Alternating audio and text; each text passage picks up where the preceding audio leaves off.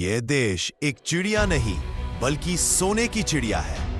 एक ऐसी चिड़िया जिसके पंखों की चमक पूरी धरती को रोशन करती थी। और यही छिपा है सबसे बड़ा राज। भारत को सोने की चिड़िया इसलिए नहीं कहा गया कि यहां सिर्फ सोना था, बल्कि इसलिए कि यह देश हर क्षेत्र में सोना उगलता था। ज्ञान में, व्यापार में, संपन्नता में, संस्कृति में। लोग दौलत को सोना कहते हैं, पर असली सोना वो होता है जो सदियों बाद भी चमके। और भारत उस समय यही था, एक ऐसी रोशनी जिससे दुनिया आंखें